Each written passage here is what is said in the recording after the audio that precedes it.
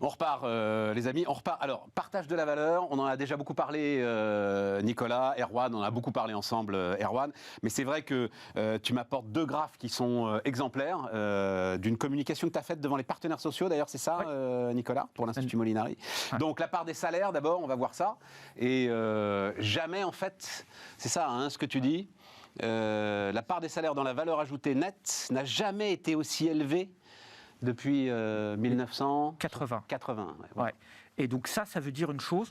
Donc les salaires, hein, c'est la courbe en vert. Ouais, on voit bien. Il y a aussi les cotisations sociales qui sont très élevées. Ça veut dire en gros qu'on a une économie qui est à l'os.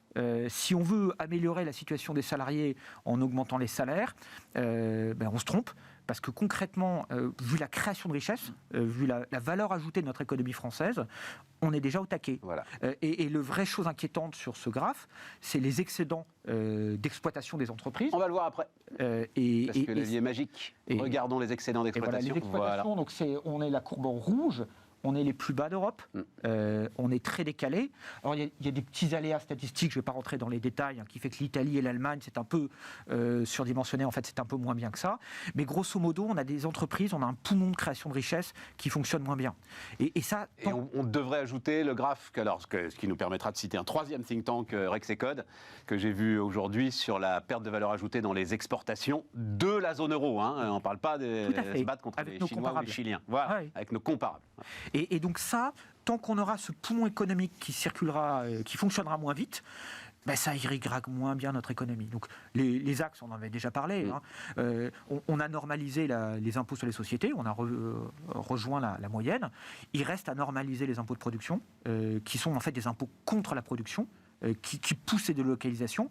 Et tant qu'on ne fera pas ça, on ne retrouvera pas une dynamique des salaires. Parce qu'il y a juste une chose clé, hein, c'est que certains croient que les entreprises paient des impôts.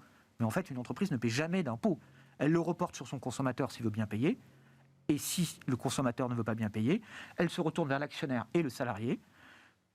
L'actionnaire, généralement, il prend sa paume pendant quelques années parce qu'il a investi et il a des coûts de sortie et des délais de sortie longs. Mais à la fin, c'est toujours le salarié qui paye. Concrètement, la plupart des études économiques sont convergentes. Quand il y a 1 euro d'impôt en plus sur une entreprise, impôt sur les sociétés ou impôt de production, à la fin, c'est 80 centimes de salaire en moins. Erwan, un truc à ajouter sur ce sujet ? Tout a été dit. Ouais, tout a été dit. Alors parlons de l'étude très intéressante que vous avez faite sur la voiture électrique. On va voir la petite cover de cette étude. C'est mon seul reproche d'ailleurs, Erwan, c'est qu'il faut arrêter avec ces photos à la con, là, quand même, c'est pas possible. Voilà.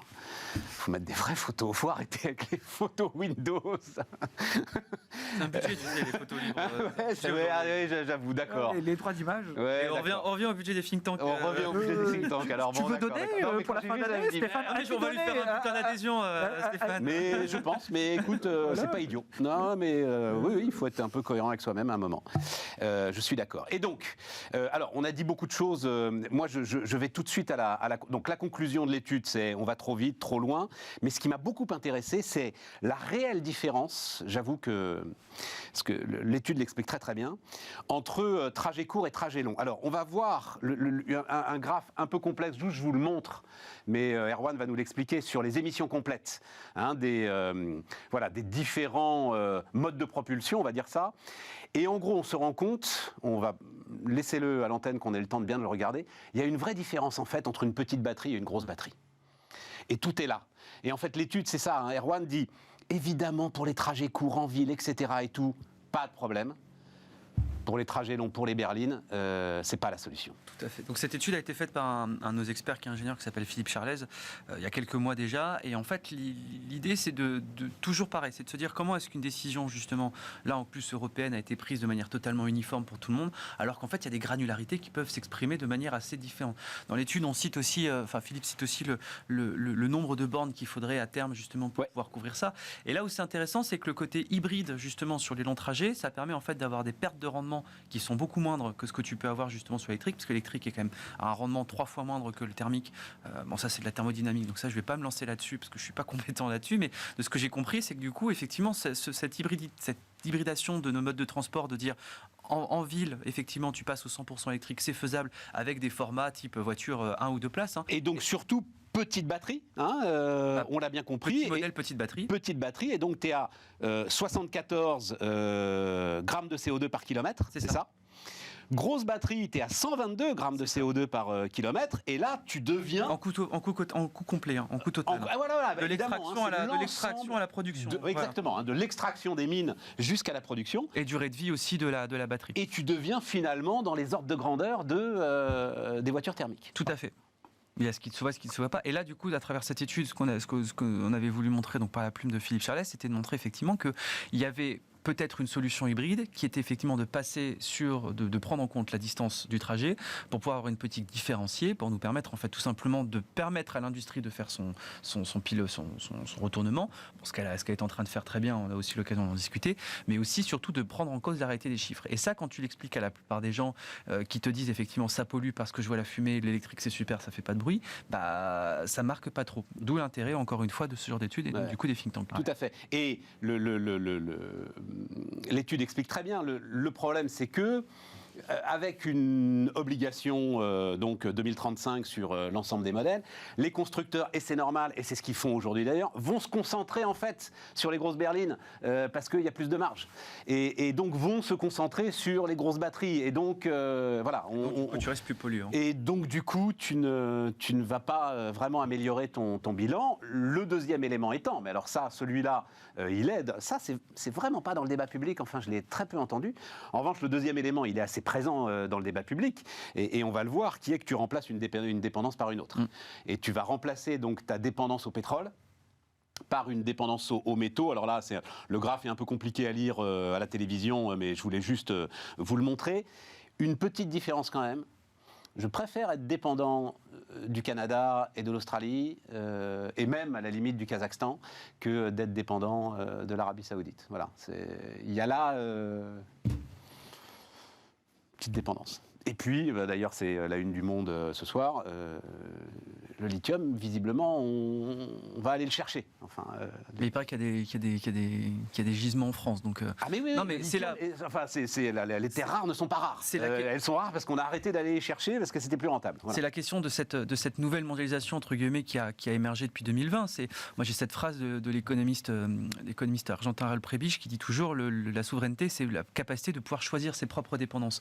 À la limite, moi j'ai envie de te dire qu'on soit moi effectivement je préfère aussi qu'on soit en commerce avec disons des pays qui sont, ça nous met sur un autre sujet. Ce sont les systèmes politiques les plus stables. Oui, bien sûr, bien sûr. Mais bon, après il faut être cohérent avec soi-même par rapport à ce qu'on fait, par rapport à toutes ces autocraties aussi. Est-ce qu'on y envoie notre équipe de foot? Mais bon, ça c'est un autre débat.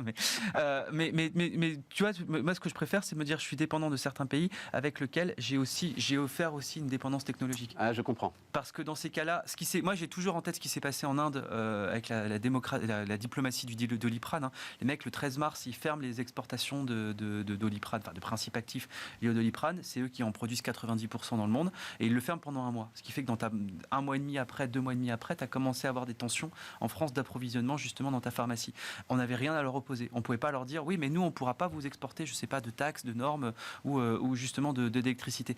Et le problème, c'est que si jamais tu n'as pas ça, tu n'as pas justement. Et du coup, il a fallu attendre certains autres pays, notamment aux États-Unis, qui disent si jamais vous ne rouvrez pas, nous, on bloque ça et ça. Et ils ont fait la liste. Et dans ces cas-là, ils ont réouvert en l'espace d'une journée l'exportation de principes actifs. Nous, en France, et de manière générale en Europe, si on n'a pas ça justement avec les pays du coup qui sont producteurs de ces différents biens-là, et ben effectivement, on se met non pas dans une dépendance, mais bien dans une vassalisation. Et ça me fait plus peur. Intéressant. Ouais, moi, je trouve que l'analyse d'Erwan et de Sapiens sur le sujet est excellente. Ouais, et le travail de Charlez est très bien.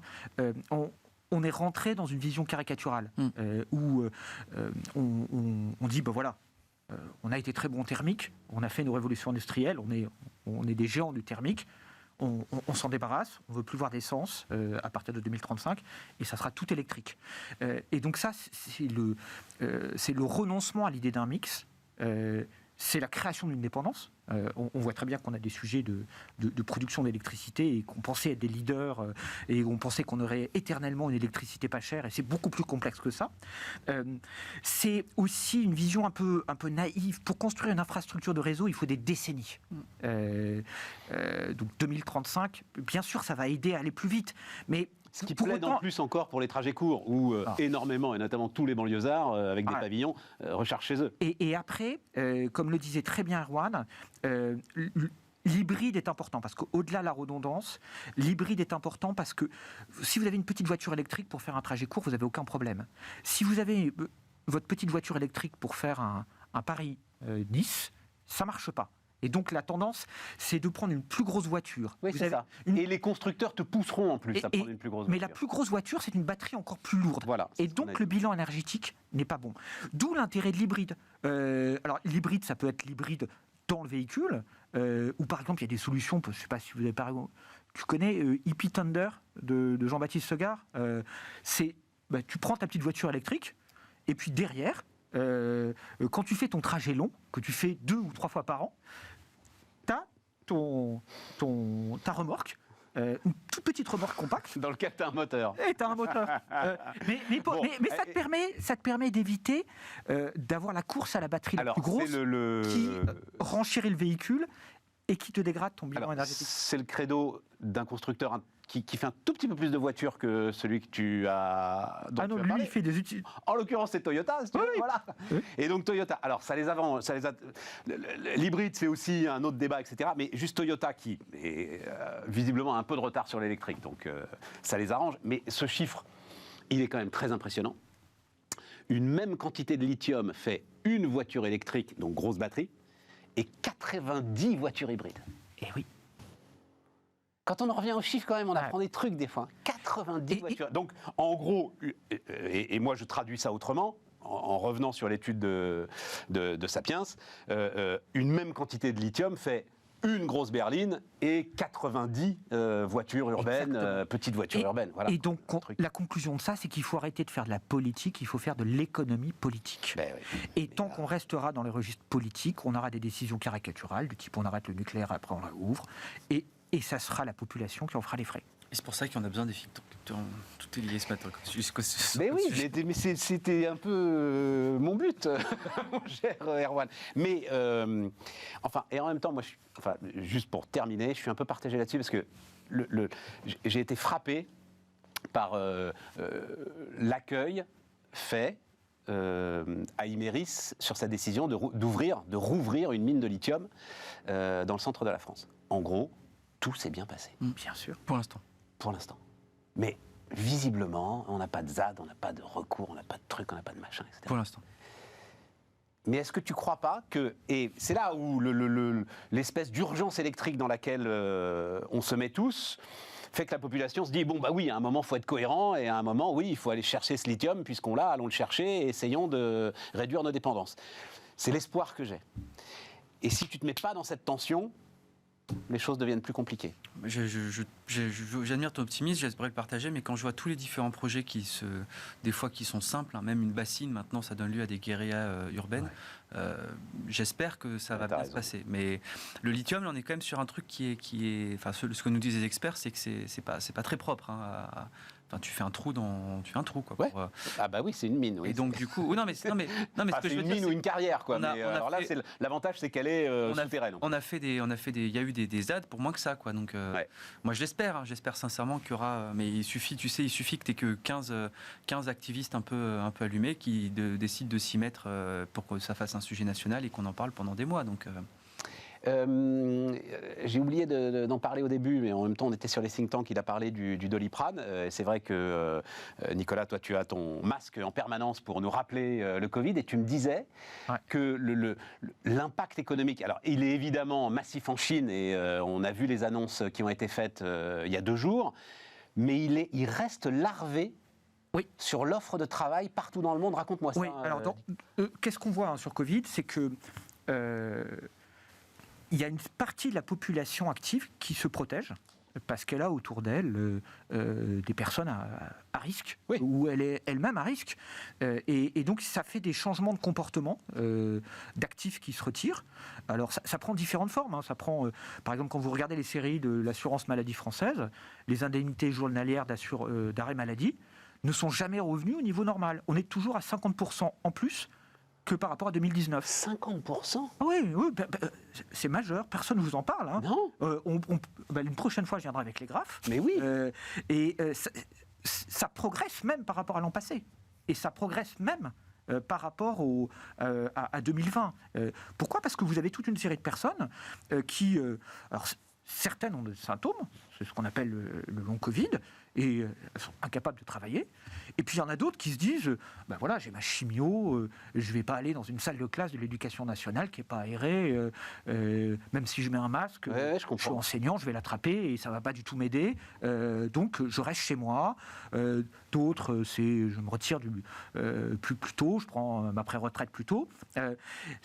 On le voit aussi très bien dans les pays sous tension, parce que nous, on est toujours habitués à un chômage élevé, mais vous allez aux États-Unis, vous allez en Grande-Bretagne, la population active s'est comprimée d'1 point à peu près. Toutes les analyses de la Banque d'Angleterre ou autres le disent, et ça a notamment contribué au phénomène inflationniste. Alors c'est à la marge à ce stade, mais en gros, il n'y a pas de retour à la normale sur la force de travail. Alors certains disent... Les gens sont déprimés, c'est la grande démission. Oui. Beaucoup plus complexe. La grande flemme aussi, voilà, j'ai vu. La grande flemme. Il y a sans doute des gens qui sont en arrêt maladie et qui sont des flemmards. Mais statistiquement, le fait que les indemnités journalières d'assurance maladie ne reviennent pas à la normale en France, c'est inquiétant. Et puis, vous avez aussi toute une série de secteurs d'activité où...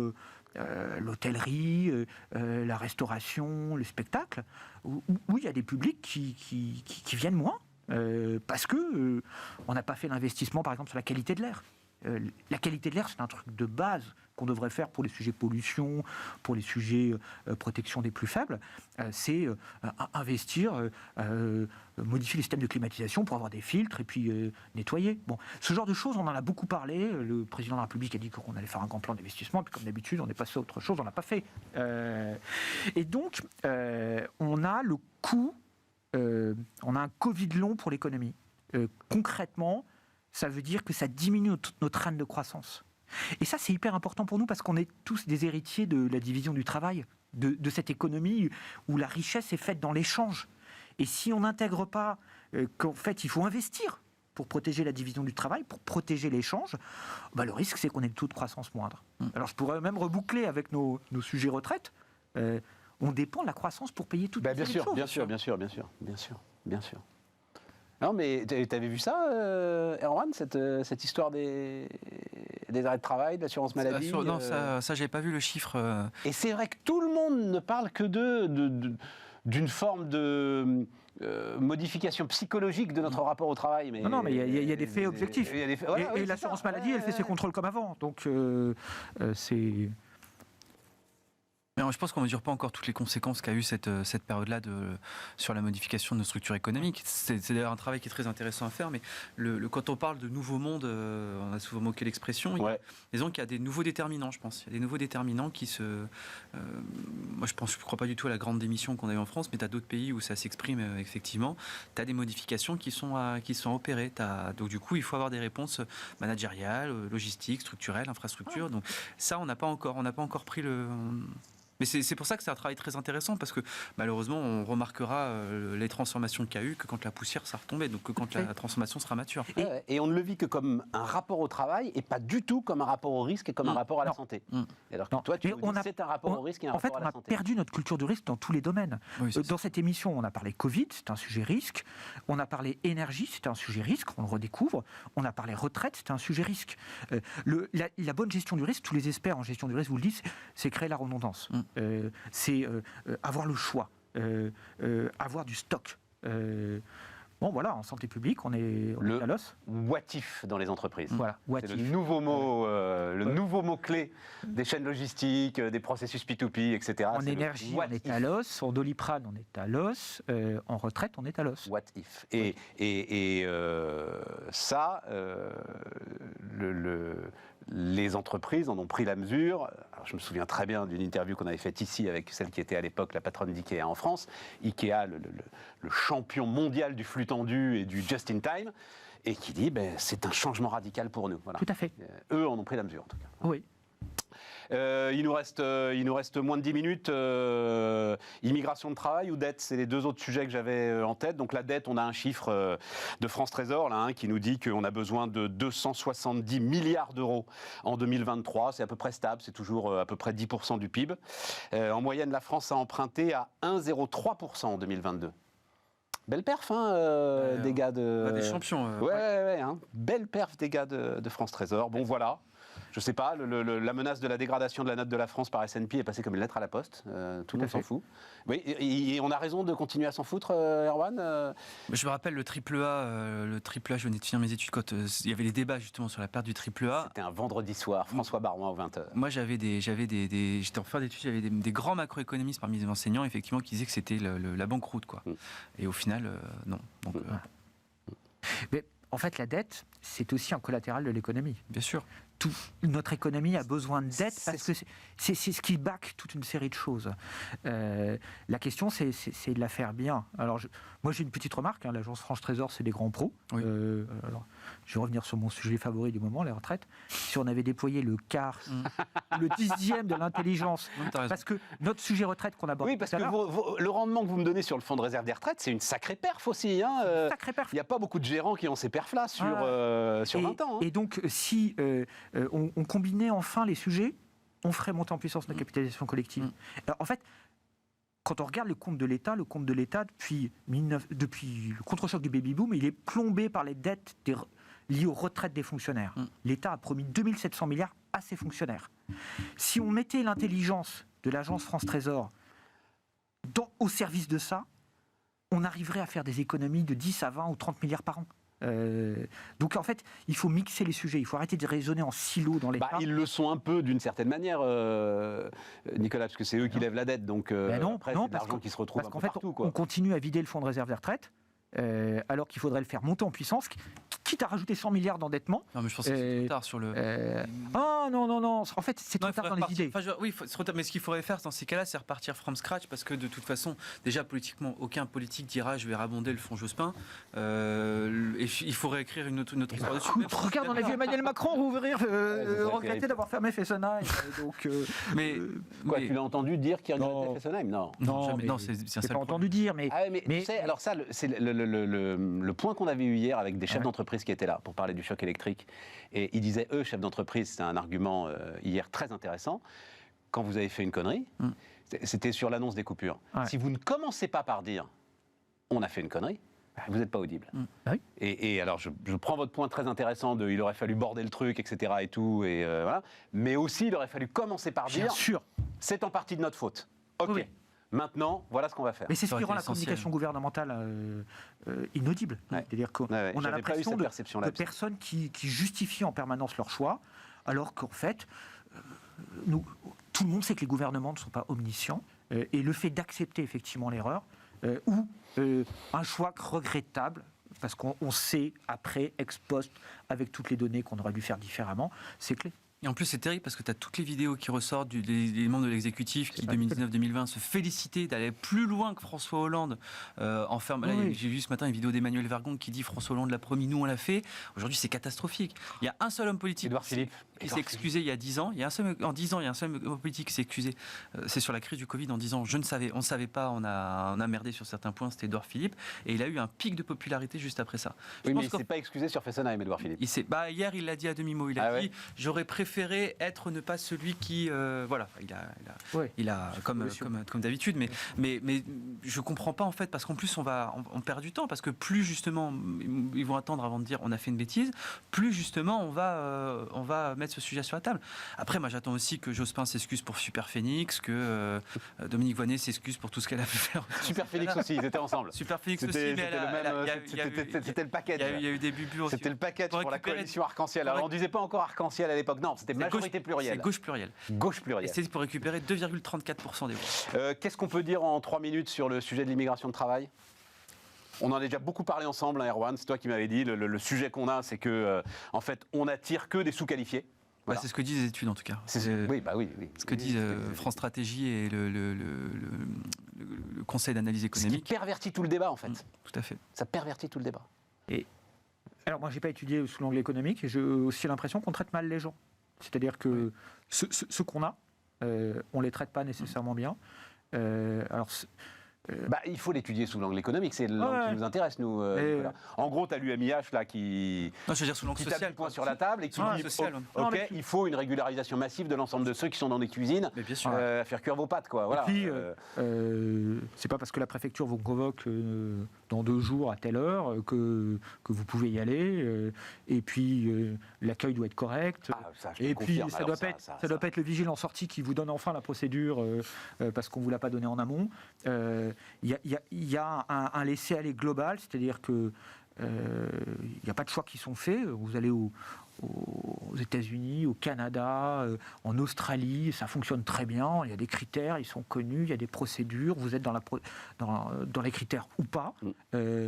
En France, c'est très flou et l'accueil des personnes concernées n'est pas bon. Moi, j'ai autour de moi 2 personnes qui ont demandé la nationalité française. Une américaine qu'on doit connaître tous les deux avec Erwan et une autre personne. Clairement, c'était très inquisitoire, avec un traitement relativement dévalorisant, très long.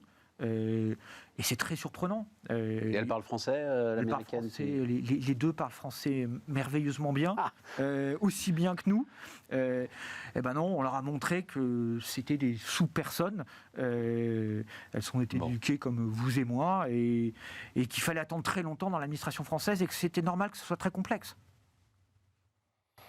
Le problème, c'est que c'est un sujet purement économique, mais qui n'est jamais effectivement traité sous la question économique. Exactement. Les études économiques montrent, les travaux d'Hippolyte Dalbis sont éclairants là-dessus. Il n'y a presque aucun d'arguments négatifs pour l'immigration. Mais le problème, c'est que vu que c'est devenu le fonds de commerce de beaucoup d'hommes politiques qui saturent l'espace politique parce que c'est le seul sujet qu'ils maîtrisent, rappelle-toi, on avait développé un axiome là-dessus, du coup, c'est très facile, c'est un peu le b.a.-ba de l'homme politique de base, surtout s'il est sur un certain pan de l'échiquier, c'est de dire, soit j'interdis, soit je suis pour. Voilà. Et soit je suis pour sans condition, soit j'interdis sans condition.